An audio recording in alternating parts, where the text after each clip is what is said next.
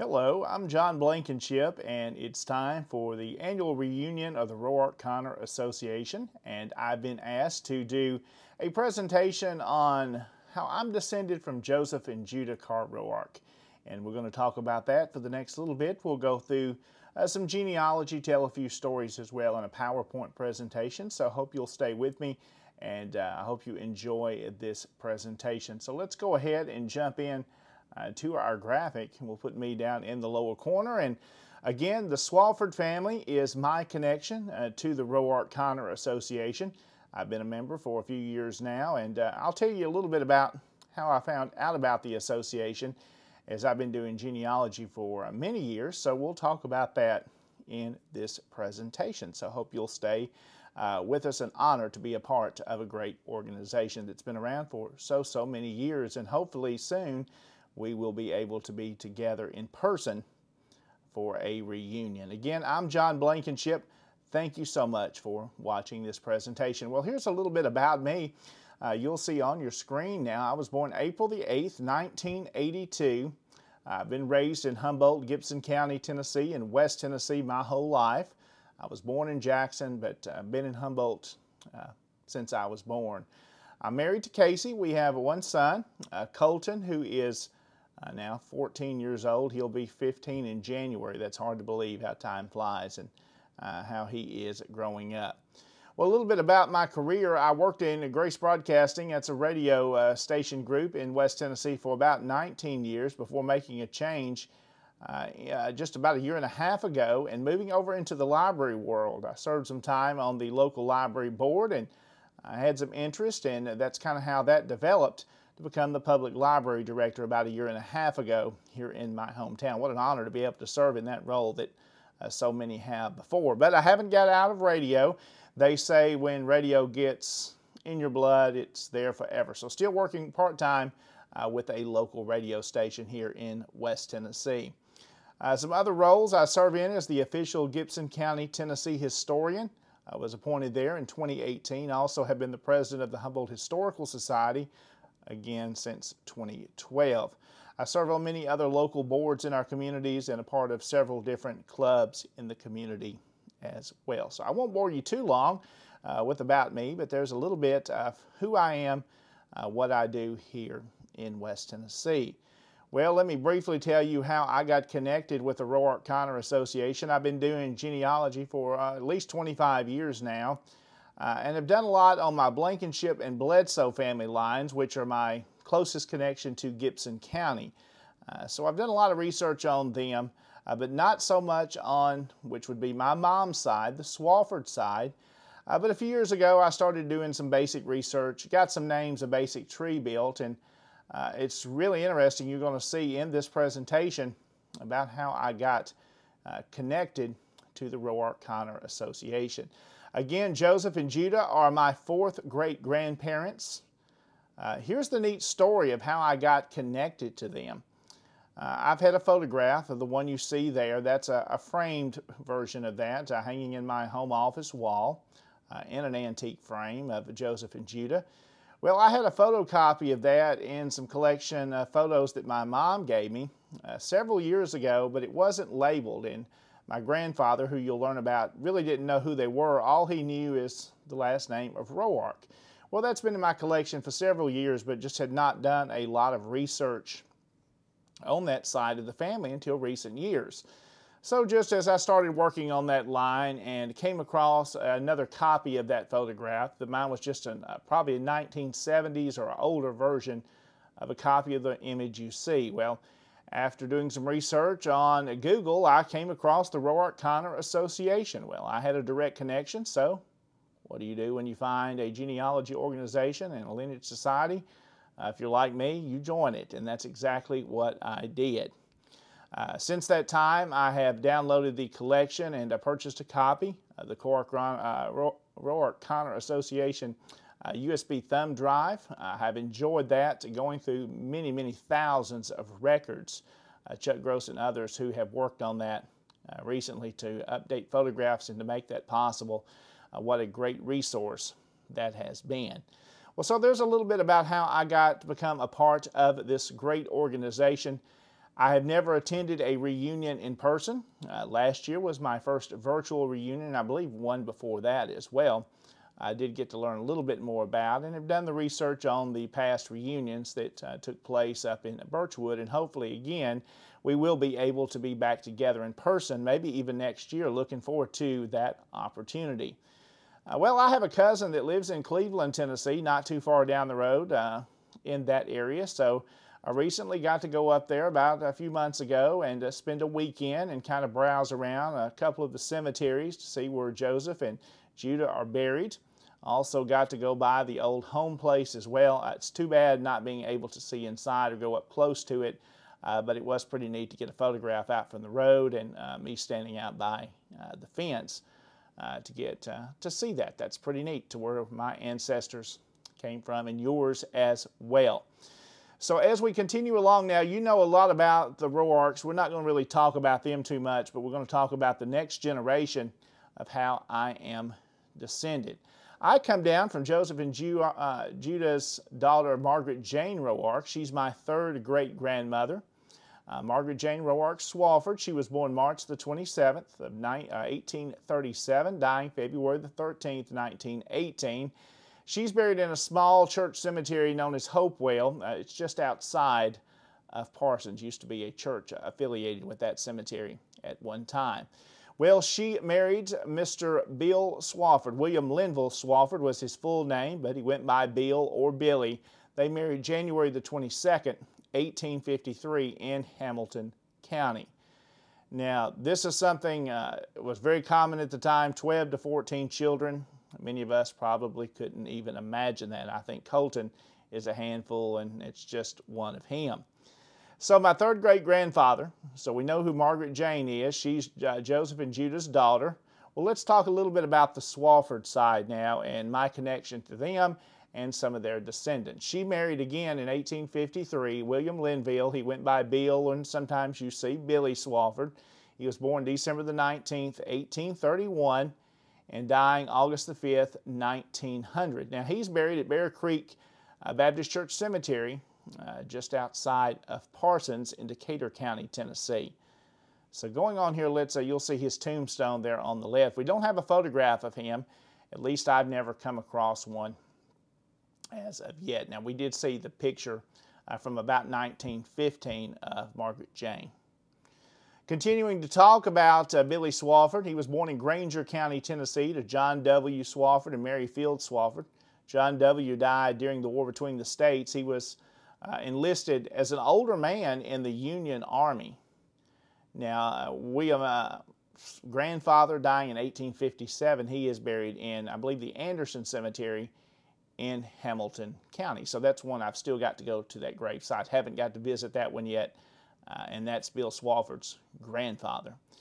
We'll talk a little bit about him being a storyteller. Now, the Goodspeed's History of Tennessee in the 1880s was published in 3 counties that would cover Decatur County. Well, it tells a little bit about him, and I want to read some of that to you today here to tell you a little bit about what it says from that. W.L. Swafford, a well-known resident of the 6th District, was born the 27th of December, 1827 in Granger County. John Swafford, his father, was born in North Carolina.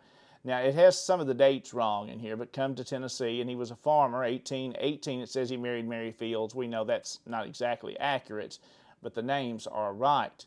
Well, we go on a little bit. He says the great-grandfather of William L. Swafford, he was talking and telling about his own family, was born in Dublin, Ireland, came to America in 1770, and served 7 years as a regimental surgeon in the Revolutionary War. Now, I haven't done a lot of research on that yet, but some other descendants of the Swafford line tell that that may not be accurate, because Mr. Billy Swafford was a big storyteller of the time and liked to exaggerate some of his family being maybe a little more important at the time than they were. We do know they have some red hair, so maybe that's a sign of some of that Irish descent. Also, you'll find a little bit about in that article, too. He tells all of his children's names. And he does say he's deeply interested in the public schools and educational affairs of the county. He was a magistrate from 1878 to 1882, and they are zealous members of the Missionary Baptist Church. And there you will see that church where Bill Swafford is buried, which is the old Bear Creek Baptist Church. Two pictures there, an older building that he probably would have attended. There on the left, the Bear Creek School was associated and most likely used that church building as well there in Decatur County. Also, you'll see a more recent picture of the Bear Creek Baptist Church. That building, I believe, was built in the 1940s, and it recently burned a few years ago. Now, Bear Creek Church has moved out to a larger highway. They're just outside of Parsons, but the old cemetery just across the street from that old church, and that is where Bill Swafford was probably a founding member, at least an early member of that church, and attended and was very interested in the schools of Decatur County. Now, he owned a farm, which was in District 6 and 7. Now, some of those civil districts probably changed up, so I'm sure it was the same farm during his time in Decatur County. Coming there in the late 1850s, and we know by 1860 and 1861, he is in Decatur County. So let's go ahead and move on in our presentation. Next, the children of Bill and Margaret Jane Roark Swafford. I pulled this from our website. This was just a quick access to put this on the graphic here for you to see and on the PowerPoint. And we'll talk about a couple of these, mention a couple of names, but then we'll talk about the one with the blue arrow, who I am descended from. You'll see some of those other ones just stayed around Decatur County. You will have most of those being in Decatur County, some dying young. Again, 13, 14, 15 children, a large, large family. Now, I descend from a man by the name of Isaac David Swafford. He's Bill and Margaret Jane's son, who was born in 1862. Now, before we talk about him, you'll see the other children there, Bill and Margaret Jane. Some of those buried in Henderson County as well, and a couple of those actually buried in Jackson, Madison County, which is just south of where I am. Next, let's talk about Mr. Swafford. He was Ike, as he was known by to his friends and family. There's a photograph of him and his wife. He was born September the 28th, 1861, and died December the 21st, 1941. Now, we'll talk about that death of 1941. It's very significant, where he died in Red River County, Texas, moving there with his daughter, and we'll tell you who she was here in just a few minutes. And the time that they died was very close together. They were married November the 14th, 1880, in Decatur County, Tennessee. Another old family, the Rawson family from that area. Still many descendants of them in Decatur County. Tilda Theodosia, I may have her name pronounced wrong, so we're going to try it. Dosey is what I have heard my grandfather reference her as. So we do know she went by Dosey. It's spelled 2 or 3 different ways you'll see in different records. And most commonly, D-O-C-I-A is how you'll see it, but we do know she was called Dosey according to my grandfather. They had 9 children. We'll talk about those children in just a moment too. Again, he is my second great-grandfather, Ike Swafford. He was born in Decatur County, Tennessee to Bill and Margaret Jane Swafford, a farmer in Decatur and Henderson County his whole life. He was Baptist in belief. He later went to Red River County, Texas. One of his daughters, Exie, who married a Watson, she ended up in Texas for a good period of time, and he went down there in later life, him and his wife, Dosey, and that's where they would pass away. Now, he died of an anemia blood disorder of the time that was pretty common. He was around 80 years old. It also mentioned he was senile. I guess that's possible when you get older. Now, what's interesting is going through this again and preparing this presentation, I guess I'd forgotten how close their deaths were together. He died December the 21st, 1941. She died December the 28th, 1941, just a few days later. So such close deaths there together. And again, they're both buried in Red River County, Texas. Here's the children of Ike and Dosey Swafford. You'll see these, and again, you'll see that blue arrow is the one we're going to talk about how I'm descended. They had these children: William Arthur, James Arliss, Ethel Swafford Welch, I.L. Swafford, who died as a child, Rona, who I'm descended, Curtis L., Gertrude Leona Chumney, Seaborn Atlas Swafford, and Exie Swafford Watson. Now, Seaborn Atlas Swafford, we'll talk about him again a little bit later on, as my grandfather was named for him, which would have been his uncle. Now, the one I descend from of this group, also another name that I heard my grandfather talk about, was James Arliss Swafford. He didn't ever tell much. Again, I was young when I got to sit down with him and talk about these people. But he did mention James Arliss Swafford as one that he remembered. Now we'll see that Rona Swafford is the one that I descend from, so let's talk about him. He is my great-grandfather. There is a photograph of him. It's a clipping from the other two photos you just saw of his parents. It's a group photograph, so we cut this one out to highlight that for you.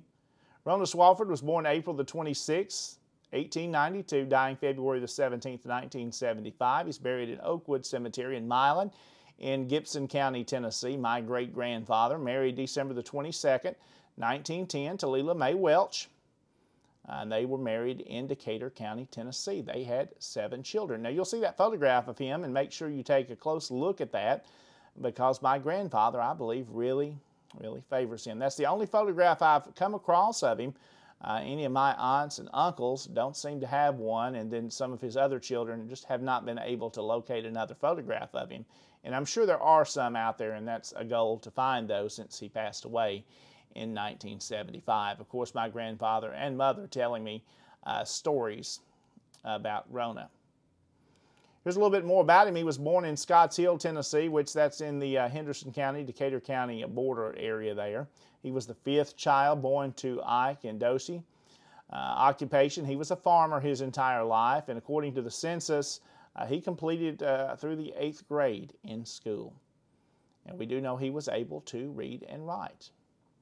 Living in Henderson County, Decatur County, Carroll County, and Gibson counties in Tennessee. Also for a short stint, he lived in Pemiscot County, Missouri. I believe that's Little Prairie is the name of the town, for just a short period of time in the early 1900s. My grandfather, Herman Atlas Swafford, told about living a short bit of time in Missouri. And there were some other family members that are further distantly connected to the Swaffords that also lived in that area for a period of time too.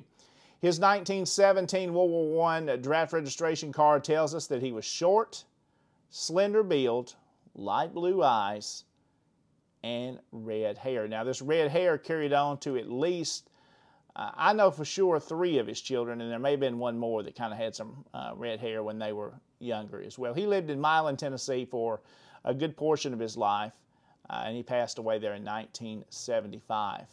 Of course, my mom tells stories of him, my aunts as well.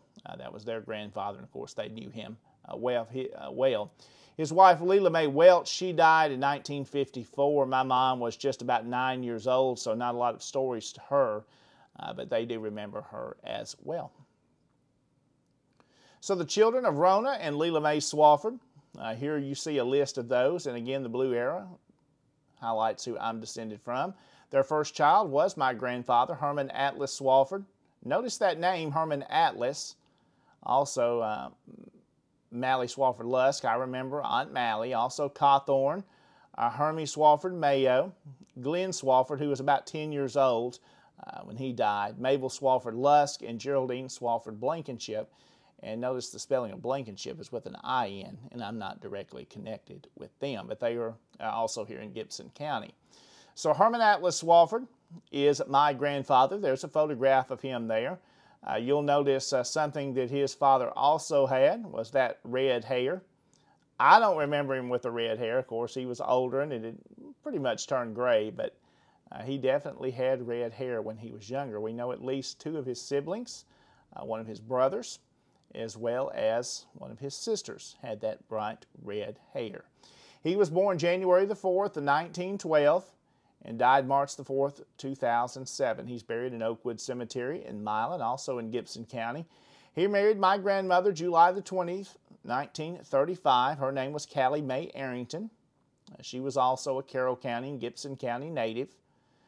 And they married, of course, in Gibson County and had 6 children, which would be my aunts and uncles.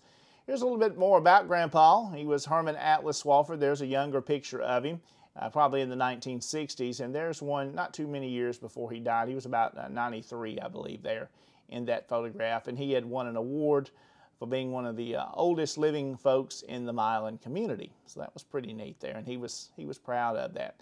He was a farmer his entire life. They owned, him and my grandmother, a nice 80-acre farm just outside of the or between Humboldt and the Milan community in Gibson County. They had that for many, many years. They later divorced, and grandmother would keep the farm, and grandpa later remarried. But they had 6 children together. We do know grandpa completed school through the 9th grade. I remember him telling me that. So he attended Whitthorne, Tennessee. If any of you are familiar where the Milan Arsenal is in West Tennessee, the World War II era Army ammunition plant, well, they owned land out in there, and that's where they lived growing up. And they attended the small country school of Whitthorne, him and my grandmother. Of course, he was just a few years older than her, and we will talk about her in just a moment, too. His 1940 World War II draft registration tells us that he had light complexion. Yes, I remember that. And he had the red hair and the blue eyes, and he was 5 foot 9 inches tall. So pretty neat there. And, of course, he was a little bit older at the time, so he didn't actually serve during World War II, but did have to register. He was married again to Callie Mae Arrington, my grandmother, and they had those 6 children.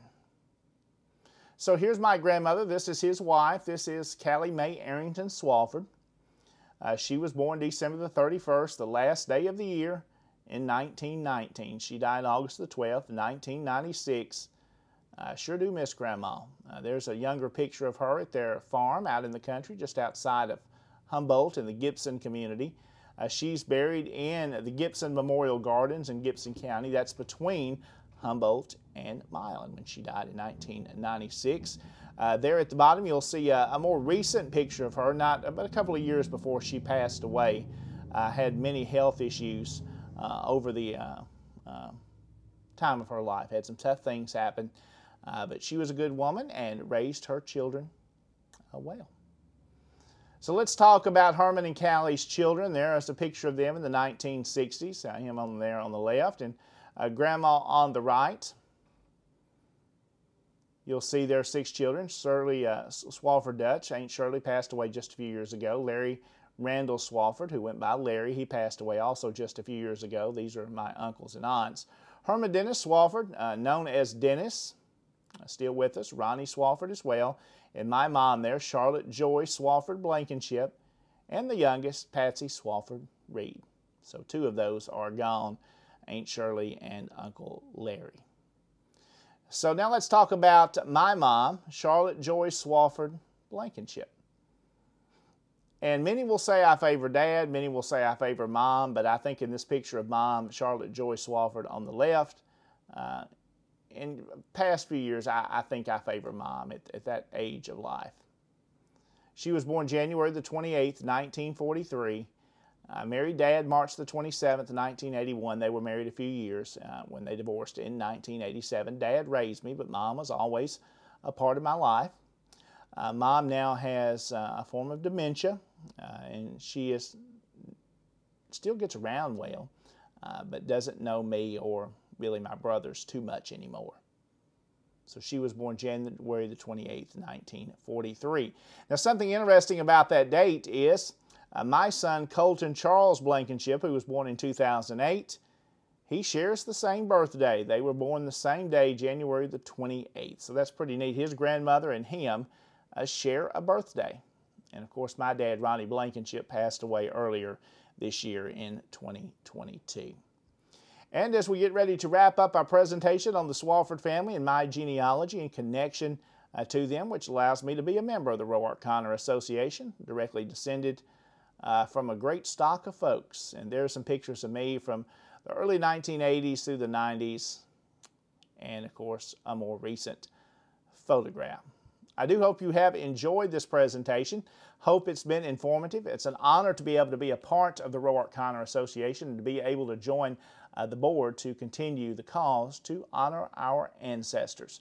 I look forward to the day that we can get together once again and in person and get to meet and greet. I know there's so many that I haven't got to meet and so many I've got to talk to on the phone and via email and via Facebook. It's been great to be able to connect in that way, but I look forward to a time maybe we can get together back in Birchwood and be at our ancestors' old stomping grounds there. Looking forward to that opportunity.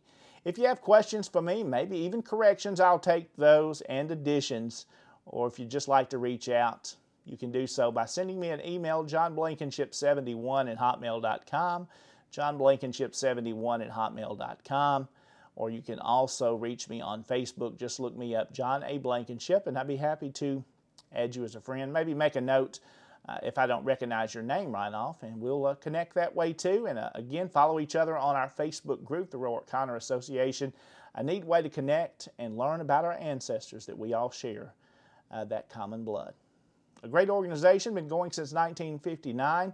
An honor to be a part of the September 2022 reunion. Thank you so much for watching this video. And again, if you would like to reach out to me, feel free to do that. johnblankenship71@hotmail.com. Thank you so much for watching. Hope you enjoy the rest of the reunion. Take care, and God bless.